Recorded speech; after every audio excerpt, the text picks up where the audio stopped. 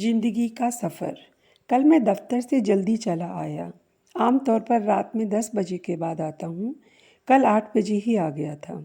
सोचा था घर जाकर थोड़ी देर पत्नी से बातें करूँगा, फिर कहूँगा कि कहीं बाहर खाना खाने चलते हैं।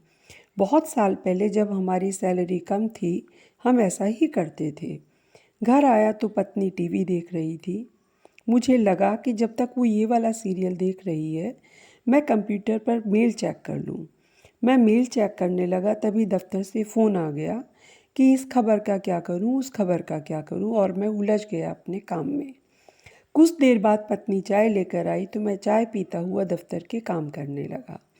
अब मन में था कि पत्नी के साथ बैठकर बातें करूँगा, फिर खाना खाने बाहर जाऊँगा, पर कब 8 से 11 बज गए पता ही नहीं चला।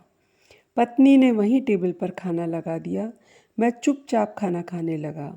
खाना खाते हुए मैंने कहा कि खाकर हम लोग नीचे टहलने चलेंगे, बातें करेंगे। पत्नी खुश हो गई।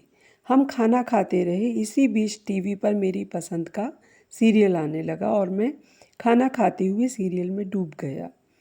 टीवी देखते हुए सोफे पर ही आंख लग गई। जब नींद खुली तब आधी रात हो चुकी थी। बहुत अफसोस हुआ। मन में सोचकर घर आया था कि जल्दी आने का फ़ायदा उठाते हुए आज कुछ समय पत्नी के साथ बिताऊंगा। पर यहाँ तो शाम क्या, आधी रात भी निकल गई। ऐसा ही होता है ज़िंदगी में। हम सोचते कुछ है और होता कुछ है। हम सोचते हैं कि एक दिन ये कर लेंगे, पर नहीं कर पाते। आधी रात को सोफे से उठा, हाथ मुंह धोकर बिस्तर पर आया तो पत्नी सारे दिन के काम से थकी हुई सो गई थी। मैं चुपचाप बेडरूम में कुर्सी पर बैठकर कुछ सोच रहा था। 25 साल पहले इस लड़की से मैं पहली बार मिला था। पीले रंग के लहंगे में देखा था उसे और फैसला कर लिया था जीवन भर साथ रहने का। हमने शादी कर ली।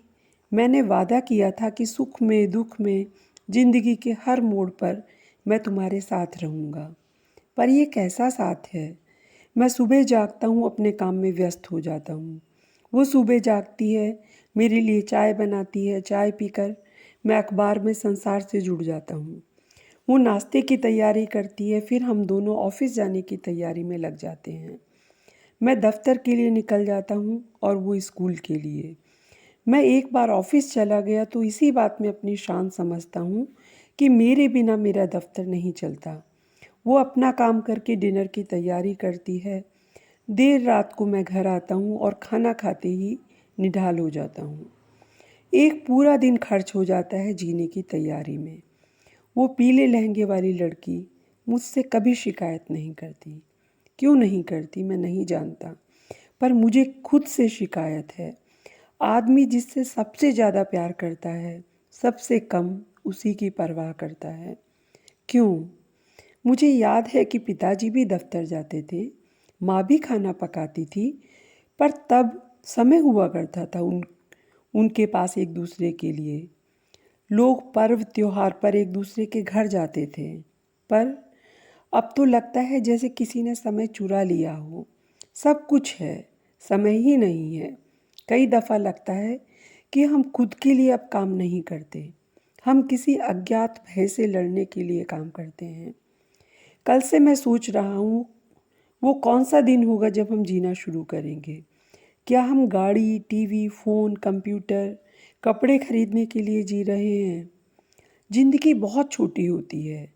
एक दिन अफसोस करने से बेहतर है सच को आज ही समझ लेना कि ज़िंदगी मुट्ठी में रेत की तरह होती है। कब मुट्ठी से निकल जाएगी पता भी नहीं चलेगा। कृपया चैनल सब्सक्राइब करें। धन्यवाद।